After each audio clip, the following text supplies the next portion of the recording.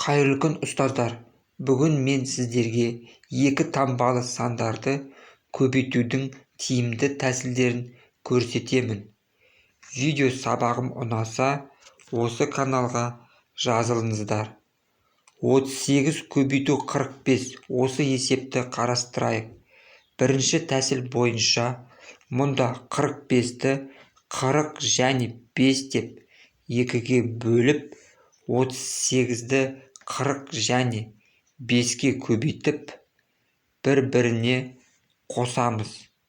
38-ді 40-қа көбейткенде, 38-ді 30 және 8 деп 2-ге бөліп, 4-ке көбейту арқылы бір-біріне қосамыз.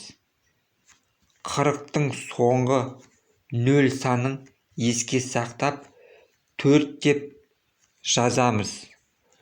0 санын есепті шығарғаннан кейін сонына жазамыз.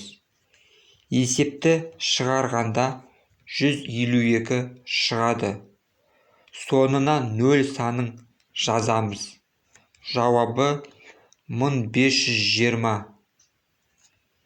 38 көбейту 5 тең 30 және 8-ді 5-ке көбейтіп, бір-біріне қосамыз.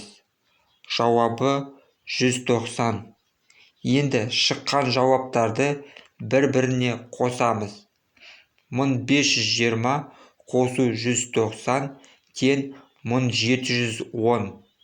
38-ді 45-ке көбейткенде 1710 шығады. Ал енді сендерге есепті шығарудың екінші тәсілін көрсетейін. 38 көбейту 45. Тірек сан ретінде 2-ні 38-ге қосамыз.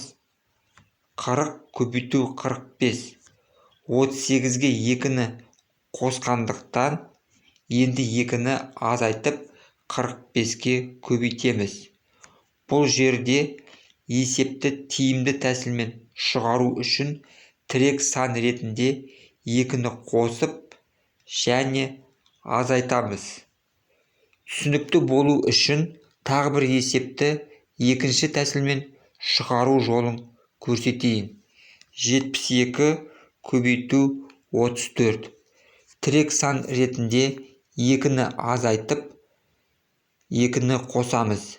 72 алу 2 70 шығады. 70 көбейту 34 қосу 2 қосу 34. 70-ті 30 және 4-ке көбейтіп, бір-біріне қосамыз. Оған 2 көбейту 34. 68-ді қосамыз. Жауабы 2448. Осы тәсілдермен есептерді шығару тиімді деп санасаңдар, оқушыларыңызға үйретуге болады. Есеп шығарудың басқа да тәсілдері бар. Оны мен кейінгі сабағымда түсіндіремін. Назарларыңызға рахмет. Сау болыңыздар.